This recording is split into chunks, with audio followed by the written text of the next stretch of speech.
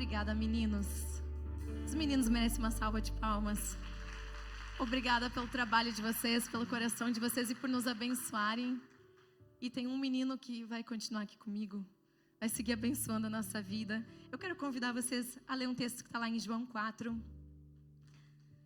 Aliás, nós estamos de casa cheia na Sisterhood. Parabéns, mulheres! Vocês foram incríveis, incríveis, fazendo o nosso trabalho de amarmos umas às outras, termos uma noite especial aqui juntas. A palavra do Senhor diz lá em João 4.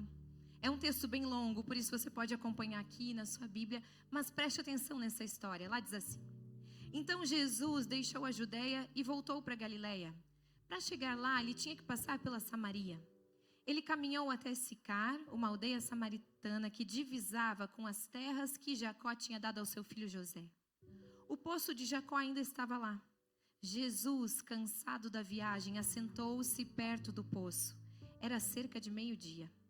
Uma mulher samaritana veio buscar água. Foi então que Jesus lhe disse: Poderia me dar um pouco de água? Os seus discípulos tinham ido na cidade comprar comida para o almoço. A samaritana, surpresa, perguntou: Como pode um judeu pedir alguma coisa a mim, uma samaritana? Na época, os judeus se recusavam a falar com os samaritanos. Mas Jesus respondeu: Se você conhecesse a generosidade de Deus e soubesse quem sou eu, pediria água a mim, e eu lhe daria água pura, água da vida. A mulher disse: O senhor não tem balde para tirar água? E o poço é fundo. Então de onde é que você vai tirar essa água viva? Por acaso o Senhor tem mais recursos do que o nosso antepassado Jacó, que cavou esse poço e bebeu dele? E também seus filhos e seus rebanhos e o deixou para nós? Jesus disse: Quem beber dessa água vai ficar com sede outra vez. Quem beber da água que eu lhe der, nunca mais terá sede. Nunca. A água que eu ofereço é como um poço artesiano interior, jorrando vida para sempre. Então a mulher lhe pediu: Senhor, dê-me dessa água de modo que eu nunca mais tenha sede, nem tenha que voltar a esse poço. E ele disse: Vá chamar o seu marido e volte aqui. Não tenho marido, foi a resposta. Você disse bem, não tenho marido. A verdade é que você já teve 5 maridos. E o homem com que vive agora não é seu marido, você falou a verdade. A conversa continua e Jesus diz: Eu sou o Messias. Você não precisa esperar mais. Os discípulos chegam na volta e eles não dizem nada, mas o rosto deles diz tudo, porque Jesus estava ali conversando com uma mulher. Ela aproveita a deixa, ela está confusa, deixa o jarro ali para trás e de volta à cidade ela anuncia ao povo: Venham ver um homem que sabe tudo ao meu respeito, que me conhece como ninguém. Será que ele não é o Messias? E eles foram lá verificar. Bom, antes de mais nada, eu quero contextualizar para vocês o que um poço representava nesse momento. Porque nós não temos poços desse tipo hoje em dia, e para nós não significa muita coisa um poço, talvez uma fonte, um recurso de água. Mas a verdade é que essa era uma atividade que ela era exclusiva de mulheres. Então as mulheres iam até os poços, buscavam água para sua família, para os seus rebanhos, para poder fazer tanto a higiene das coisas, quanto também para poder tomar água. E todos os dias as mulheres faziam essa atividade. Então se os homens saíam para fazer negociações ou trabalhavam em algumas outras questões de plantações, de construção, as mulheres cuidavam da casa, cuidavam de atributos de vestimenta, cuidavam de negociações e cuidavam da água, da família.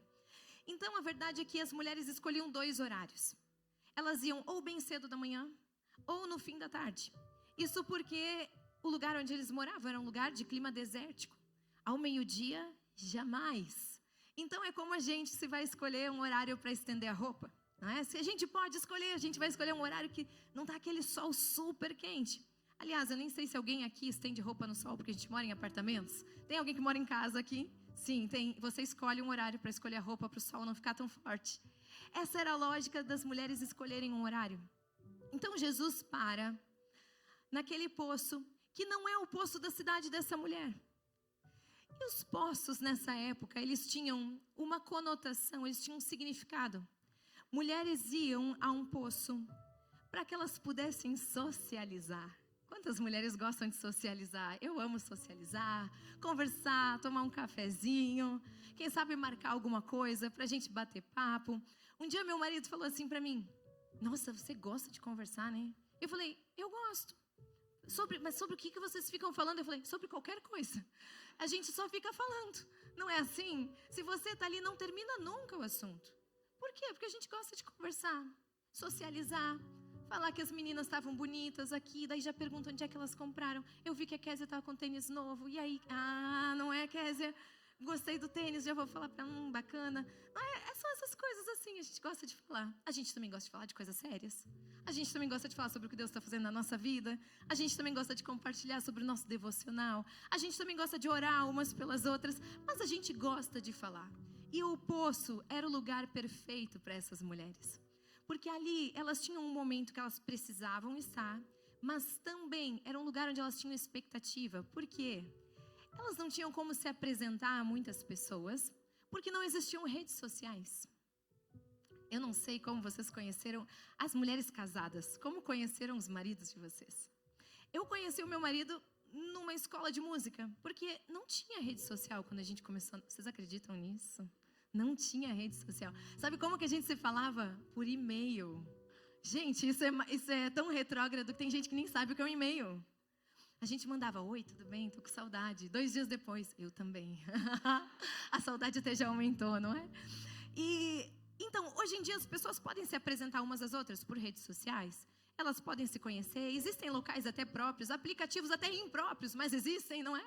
Onde as pessoas podem se conhecer. Mas na época, o poço era o lugar onde uma mulher podia conhecer um viajante. Um homem que vinha de outro lugar, que poderia parar ali. E isso aconteceu na Bíblia diversas vezes. Se vocês lembrarem, Moisés conheceu a sua mulher assim. Mas não só Moisés, nós também temos a história de Abraão, e nós também temos a história de Isaac, e nós temos a história de patriarcas, de homens importantes da Bíblia, que conheceram as suas esposas em um poço. Então toda mulher ia para o poço com algum tipo de expectativa. Alguma coisa pode acontecer hoje, ou para mim, ou para as minhas amigas, ou para alguém que está lá hoje. Será que a gente vai conhecer o futuro marido de alguém? Porque ter um marido naquele momento significava ter um futuro. Mas sabe, essa mulher, ela encontra Jesus em um poço, que não é o poço da cidade dela, que ficava mais ou menos a 2 quilômetros da cidade dela. Porque essa mulher não era o tipo de mulher que outras mulheres queriam ter ao redor. Provavelmente essa mulher foi tão estigmatizada por outras mulheres que ela decidiu nunca mais ir no poço da cidade dela. E não bastasse ela ir no poço de outra cidade, ela ia ao meio-dia. E sabe por que ela ia ao meio-dia? Porque as outras iam de manhã ou à tarde. Ela foi uma mulher que passou por alguma situação que provavelmente tem a ver com os relacionamentos dela. Uma mulher que não tinha uma história muito boa com relacionamentos. Ela estava no 5º casamento e não era um casamento. E Jesus faz questão de tocar nesse assunto com ela, justamente para dizer para ela: olha, eu sei com quem eu estou falando. Mas ela escolhe se esconder e se isolar, porque entre mulheres muitas vezes nós temos rivais. E o título da nossa mensagem hoje é Sem Rivais. Eu não sei com quem você tem feito rivalidade, ou com qual mulher que vive perto de você ou longe de você, que você tem travado algum tipo de rivalidade. Às vezes é uma rivalidade dentro de casa, às vezes é com alguém que está longe, às vezes é uma rivalidade no nosso pensamento, às vezes é na nossa forma de olhar para algo, e porque não é como eu faria, eu faço com que essa pessoa se afaste e já não veja mais o seu valor. Às vezes a rivalidade é justamente porque eu me sinto tão desconfortável na minha própria pele, que tudo que eu gostaria é que mais alguém se sentisse desconfortável na sua pele também. Mas essa história da Bíblia mostra que mesmo para pessoas que foram um dia estigmatizadas, pessoas que foram deixadas de lado por outras, pessoas que encontraram rivais que a empurraram, Jesus ainda tem um plano e Ele ainda tem transformação. E se você não é a pessoa que faz rivalidade, mas que sofreu com algum tipo de rivalidade, Jesus tem cura para a sua vida nessa noite. Ai, ai, mulher contra mulher, mulher que se arruma para ser mais bonita que outra mulher. Vocês sabem que foi feita uma pesquisa anônima, claro. E nessa pesquisa anônima, as respostas, aliás, a pergunta era: Quando você se arruma pensando em. E tinham marcações que essa pessoa podia fazer. No meu marido, em mim mesma, no meu bem-estar, ou em estar mais bonita que as outras mulheres. E principalmente no contexto de mulheres que trabalham com outras mulheres, 90% das mulheres falaram que se arrumam para estar mais bonita que outras mulheres. Deixa eu te falar uma coisa, se arrume muito, seja muito linda. Faça tudo isso para glorificar o Senhor na tua vida. Se você tem um marido, faça para o seu marido. Se você não tem, faça porque você ama estar na sua própria pele, na pele que o Senhor te deu e nos planos que Ele tem para a sua vida. Mas nunca faça isso para ser ou para estar melhor do que outra mulher. Porque você tem o seu valor e ela tem o dela. Independente de como vocês se vistam ou de como vocês pareçam. Eu sofri com isso durante algum tempo. Porque algum tempo eu e o Will, a gente já pastoreia, primeiro jovens, depois equipes, depois uma igreja. E sabe, durante um tempo, aliás, um dia eu fui cantar, eu fui ministrar louvor, e eu estava muito parecida como eu estou hoje. Eu estava de tênis. E era um evento de mulheres. E quando eu cheguei, uma pessoa fez assim para mim. Porque era suposto que eu estivesse de salto, eu acho, mas ninguém me disse isso. Eu falei pro Will depois, eu me senti tão mal com aquilo, porque eu vi que elas queriam que eu estivesse de outro jeito. E ele falou, mas você é quem você é, e você pode seguir sendo quem você é, e você é linda assim. Ele falou, e aliás, eu gosto mais de você de tênis do que de salto. E eu falei, então tá tudo bem, vamos lá, vamos continuar. Amigas não falam mal de amigas nas costas. Isso não é apenas uma construção social. Isso é uma construção espiritual nas nossas vidas hoje. Porque o que nós estamos fazendo aqui não é só um culto de mulheres. O que nós estamos fazendo aqui é uma irmandade. É isso que significa a palavra sisterhood, irmandade. Nós somos filhas de um mesmo pai. E quando nós falamos sisters ou irmãs, é um jeito mais moderno de falar irmãs. Nós estamos dizendo, nós temos um mesmo pai. E nós não lutamos por nenhuma herança. Todos nós temos a mesma herança proposta, nós sabemos o nosso valor, mas nós podemos olhar umas para as outras e reconhecer valor na vida umas das outras. E não tratar com isolamento, e não tratar com dor, e não tratar com desprezo, mas também não pensar ser superior, como a Bíblia fala. Estão preparadas para o que nós vamos ver hoje? Vamos lá então. Eu quero te ajudar a entender que o que nós vivemos como mulheres, por mais que possa estar estranho esse começo, ou você está dizendo, mas eu não me sinto assim, para mim não é assim. Eu vou te provar que isso não é uma coisa só social, tá? Isso permeia a humanidade, no Brasil e em outros países. E isso acontece porque lá em Gênesis 3, nós tivemos uma ruptura. Vocês conhecem lá o início da Bíblia, onde o pecado entra no mundo, Adão e Eva, uma das histórias mais conhecidas. Naquele momento, quando o pecado entra, ele corrompe, ele quebra com 3 tipos de comunhão. E é aqui que acontece a nossa quebra e o que nos leva a viver o que nós não queremos viver muitas vezes. Então vamos lá, a primeira comunhão que se quebrou com a entrada do pecado no mundo, e todos nós estamos nascidos no pecado depois disso, ou seja, nós estamos com isso, nascemos com isso quebrado, é uma comunhão que ela é vertical. Faz assim comigo. O dedinho mais lindo que você puder. Isso. Uma comunhão vertical. Will, seu dedinho não combinou com isso. É isso, nem do Caio. A comunhão vertical foi quebrada, a comunhão com Deus foi quebrada naquele exato momento. Todas nós sabemos, o pecado chega, ele rompe esse processo que nós tínhamos direto com Deus, e nós nascemos agora em pecado com isso rompido. Mas também uma outra comunhão foi quebrada naquele momento. Adão e Eva tinham uma comunhão plena, horizontal.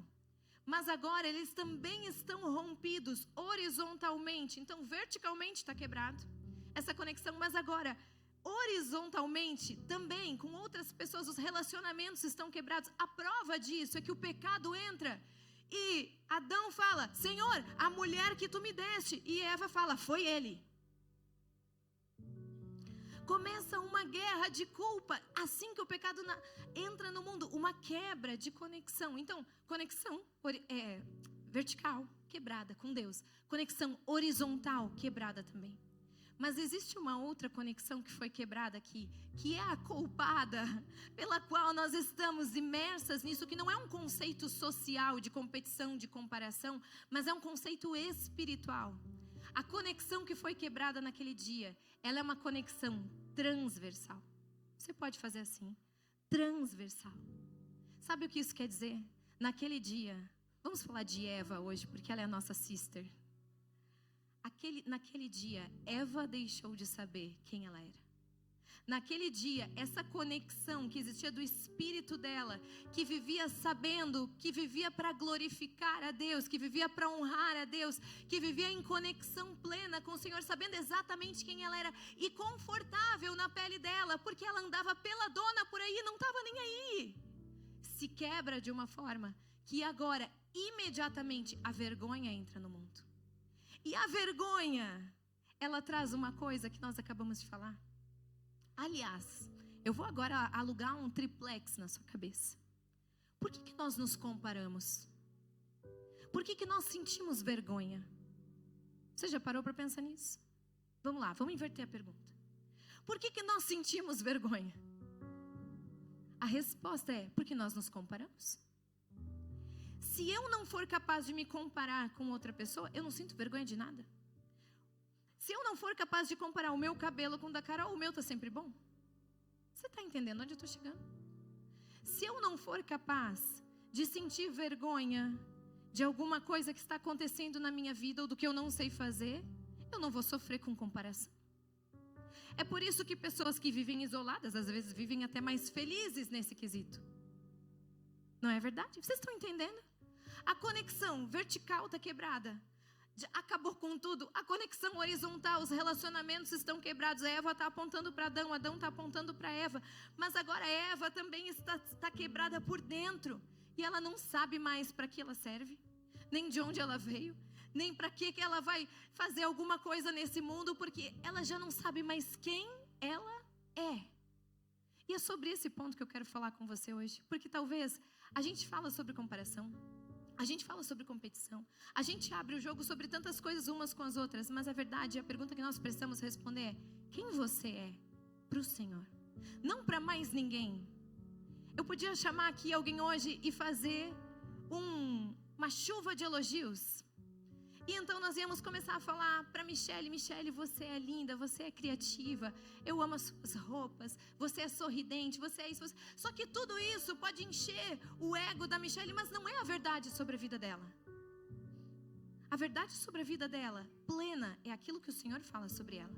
E é isso que transversalmente atravessa ela e dá propósito e vida. Então, se você está tentando buscar o seu propósito, a sua vida no que falam sobre você, você vai buscar a sua vida inteira e você não vai encontrar. Porque isso não é uma fonte inesgotável. O que Jesus estava dizendo aqui para essa mulher, que não sabia quem ela era, que estava cheia de pessoas dizendo coisas sobre ela, e ela decidiu se afastar. Algumas de nós, quem sabe, decidiram até passar um tempo longe da igreja porque ouviram coisas. Essa mulher se afasta, ela vai viver longe, porque ela passa a ouvir coisas que ela não quer mais ouvir, está acreditando naquilo que ela ouve, mas Jesus chega e diz: olha, deixa eu te falar uma coisa, eu sei quem você é, eu sei o que você fez, eu não estou aqui para negar nada disso, mas hoje eu quero te atravessar com um rio que é vivo e que te reconecta com quem você realmente é e com aquilo que você deseja viver e nem sabe que deseja viver.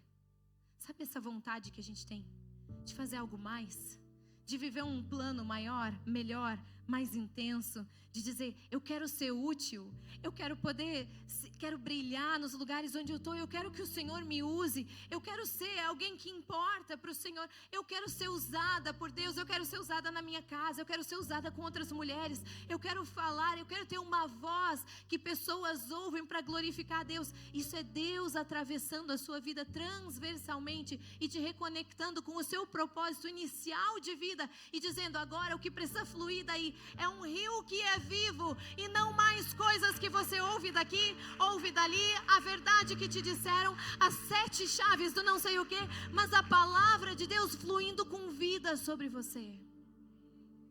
Vamos lá. No reino de Deus não existe escassez. Sabe o que isso significa?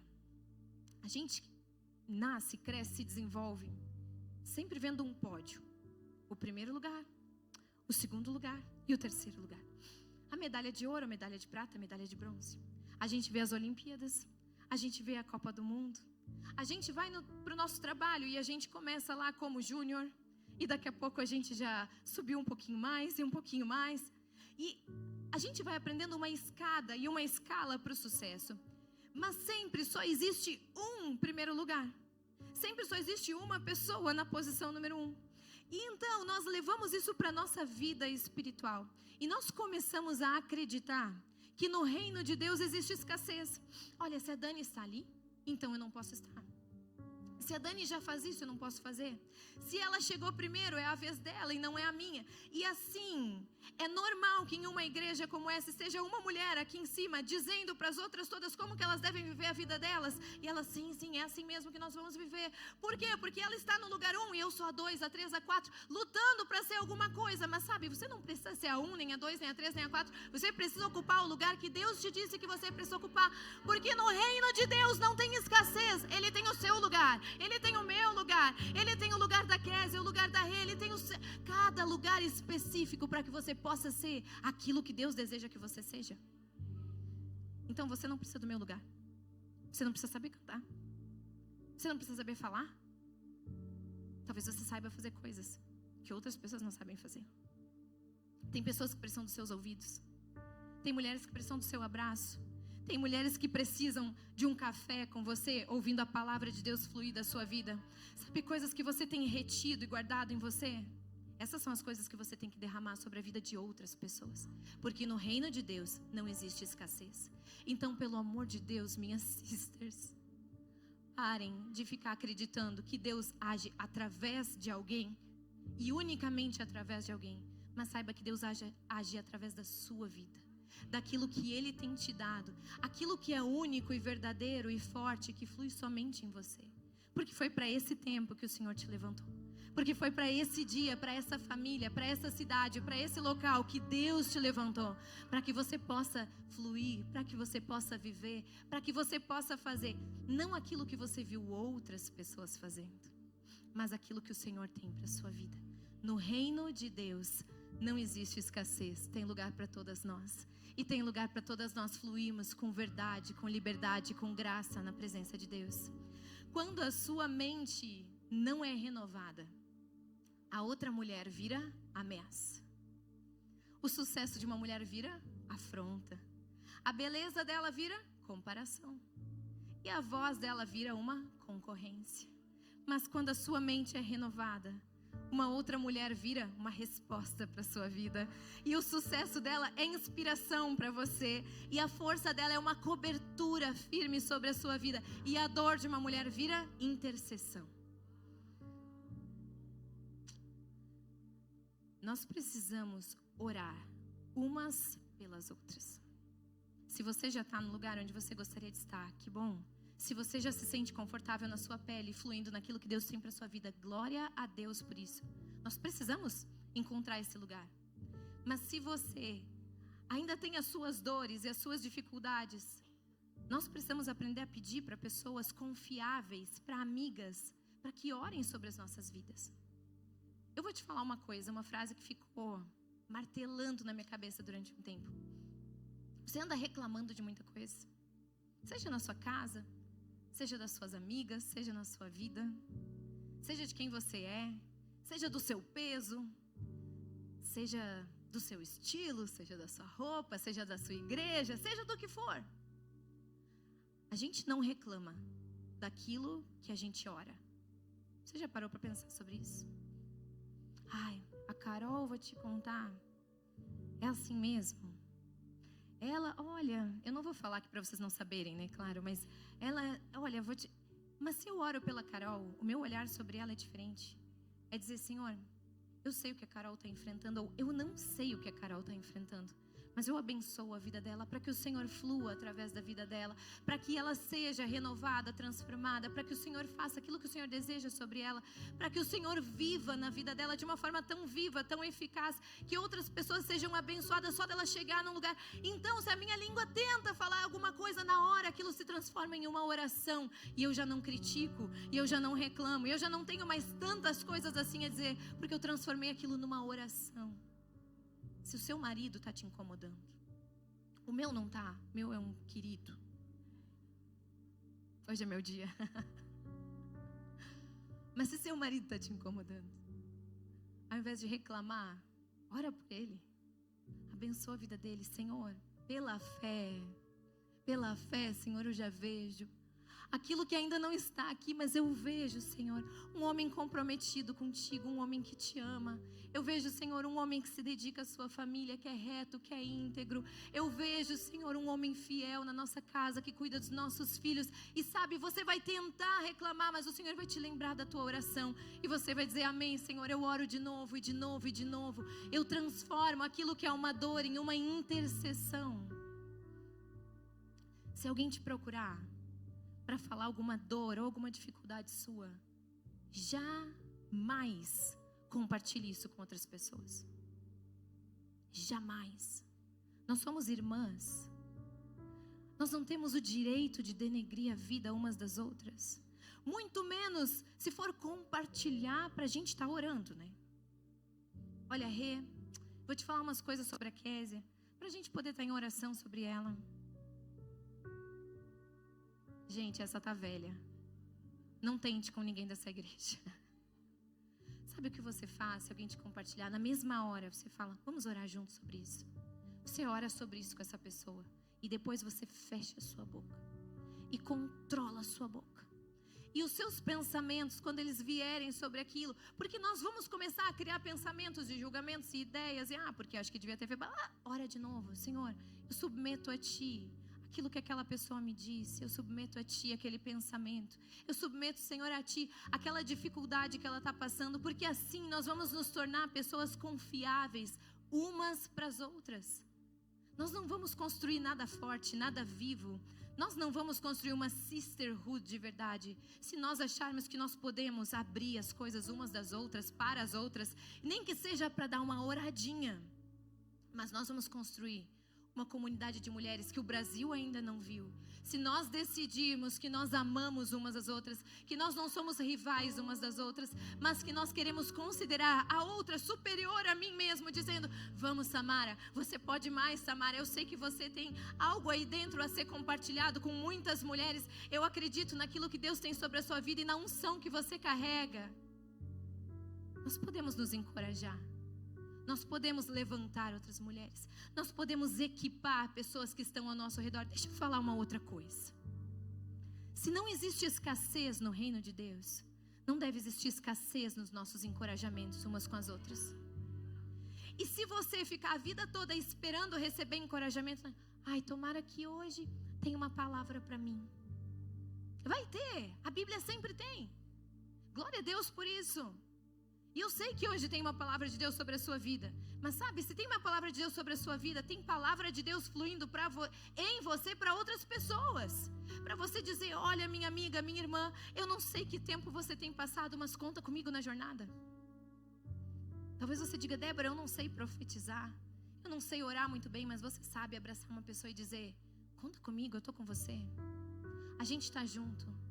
Tem pessoas aqui dentro que estão passando por situações que você nem imagina.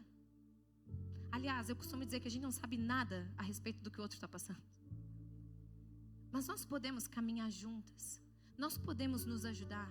Nós podemos travar um relacionamento que não é um relacionamento onde nós vamos gerar essa escassez de recurso, de tudo, de palavras, de sentimentos. Gente, eu estou tão cansada de ministério de mulheres. Eu estou tão cansada disso. Desculpa falar a verdade para vocês. Sabe, ministério de mulheres é sinônimo de mulher falando mal de mulher dentro da igreja. Elas se reúnem e saem de lá pior do que foram. Que coisa linda. Elas saem assim, limpando o veneno. Eu não sou esse tipo de mulher. Eu vivo a minha vida para a glória de Deus. Você não é esse tipo de mulher. Você vive a sua vida para a glória de Deus. Por isso, se você puder hoje, antes de você ir embora, você olha para alguém e fala, conta comigo na tua jornada. Eu estou aqui para ti, eu estou aqui para orar por você. Conta comigo naquilo que você está passando. Se você quiser me falar, me fala. Mas se você não quiser me falar, tá tudo bem. A gente está aqui para viver juntas essa jornada, essa caminhada. Porque no reino de Deus não tem escassez. Eu tenho meu lugar, você tem o seu. E o Senhor deseja nos usar coletivamente exclusivamente para a glória de Deus. No reino de Deus, você tem um espaço e uma voz que é só sua. Jesus não fingiu que ele não conhecia aquela mulher. Vamos fingir que tá tudo bem e vamos curar ela e ajudar ela. Jesus foi lá e tocou no ponto mais sensível da vida dela. Aquele ponto onde ela foi rejeitada, onde ela foi retirada, onde ela foi removida. Ele faz questão de mostrar para ela que ele sabia exatamente o que estava acontecendo. Só que enquanto a vergonha fez aquela mulher se isolar por tudo que ela já tinha vivido, a identidade restaurada, aquela transversalidade de Jesus atravessando essa mulher com uma água que é viva, fez essa mulher voltar a se aproximar. Vocês viram a loucura aqui? Vocês viram a loucura que essa mulher fez no final? Aquela mulher, ela estava carregando um jarro para juntar água num poço e ela precisava levar para sua família.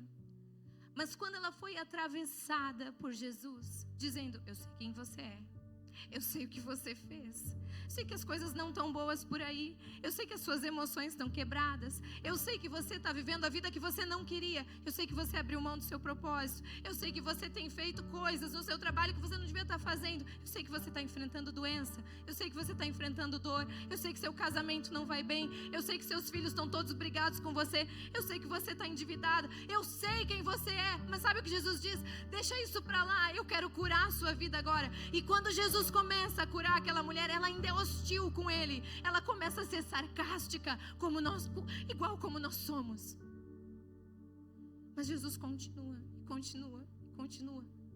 sendo cirúrgico. Aquela mulher fica desnorteada. Ela estava ali para pegar água.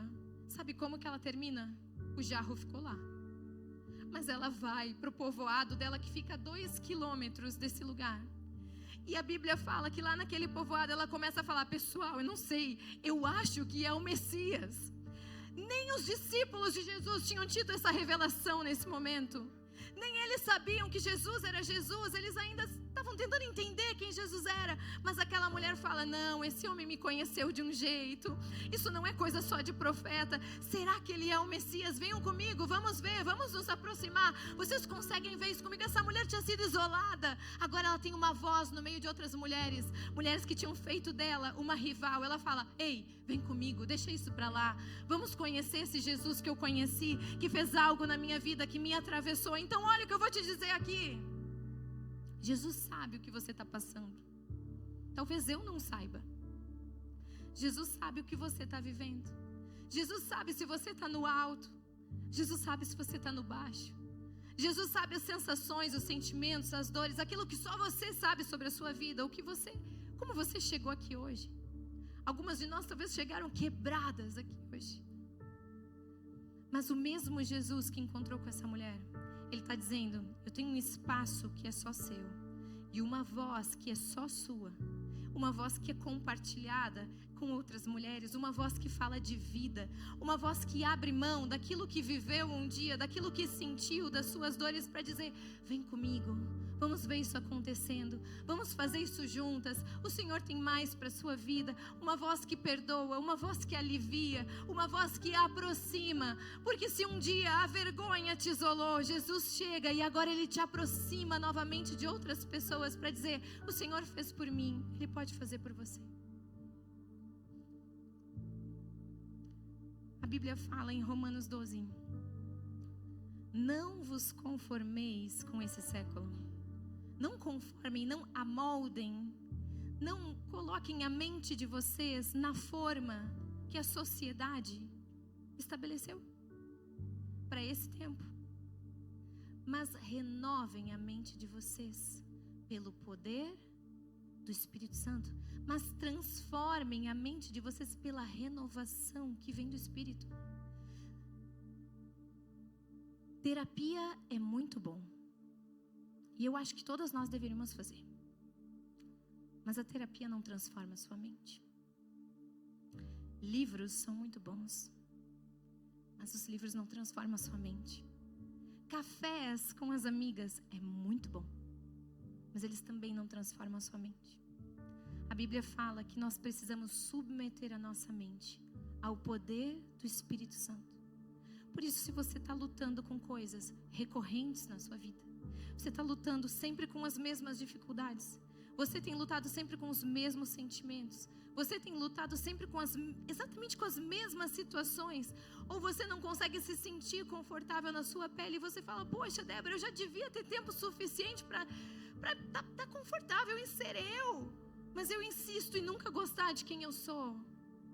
Deixa eu te falar uma coisa, sua mente precisa ser transformada pelo poder do Espírito, através da palavra de Deus, através da oração, através de reuniões como essa, onde outras pessoas estão do seu lado e estão dizendo, eu sei, eu conheço o seu valor, eu estou com você, vamos juntos nessa jornada. Mas nós precisamos de uma mente que é transformada. Caso contrário, tudo isso que eu falei hoje, que no reino de Deus não tem escassez, amanhã você acorda, já está dizendo, eu nunca vou ser a número 1. No outro dia você já acorda e fala, eu não tenho uma voz, eu não tenho nada de bom para falar, eu não tenho nada para dizer, eu não tenho um lugar que é meu. Mas você tem o seu lugar, o seu espaço, a sua voz. Mas deixa eu te falar também, assim como essa mulher, o seu lugar, a sua voz, o seu espaço, não é para levantar a sua vida. E talvez seja por isso que você não está confortável na sua pele. Porque durante anos você está tentando um espaço, um lugar, uma voz para levantar a sua vida. Esse espaço, esse lugar, essa voz, é para nós nos levantarmos. É para nós levantarmos a vida umas das outras. É para nós crescermos e podermos ser uma bênção na nossa família. Não é para termos um lugar de evidência, mas é para nós deixarmos o nosso jarro. É para nós deixarmos aquilo que nós um dia fomos buscar, para levar boas notícias para outras pessoas, para outras mulheres, para levantar uma voz que ama, que doa, que cuida, que é cuidadosa, que é generosa, que observa, que tem o cuidado de estar próximo, que tem empatia, que aproxima e não afasta. Nós não estamos aqui buscando por um posicionamento, por um lugar de altitude, mas nós estamos buscando um lugar onde nós possamos ficar aos pés do nosso Senhor. Onde nós possamos buscar aquilo que Ele fala sobre a nossa vida. Onde nós possamos acreditar naquilo que Ele diz sobre nós. Por isso eu quero te convidar a ficar em pé nesse momento.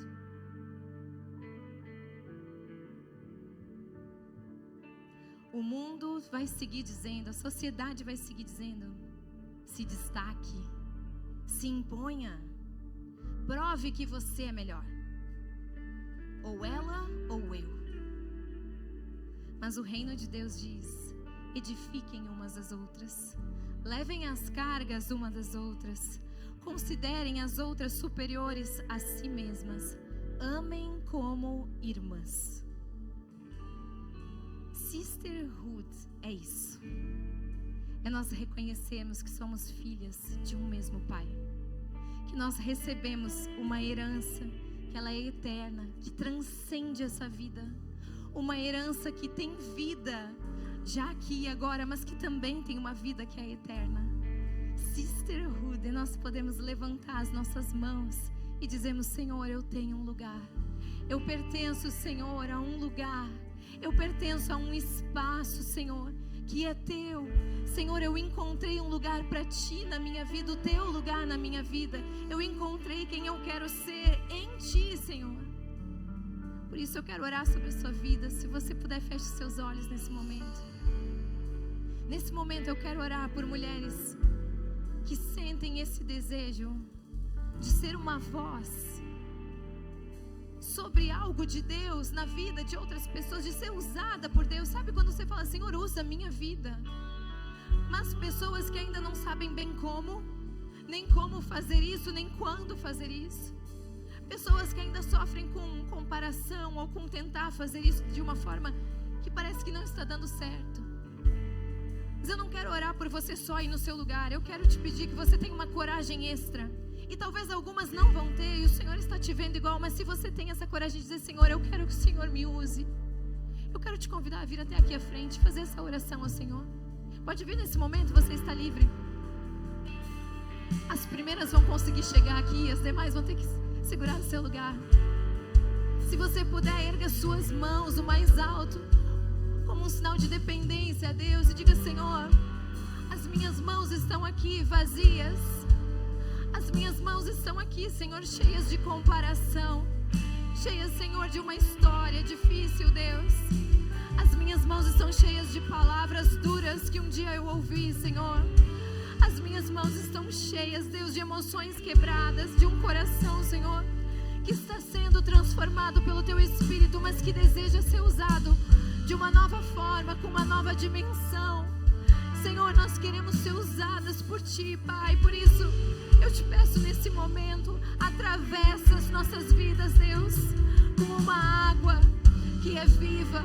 Atravessa as nossas vidas, Deus, com verdade da Tua palavra sobre nós.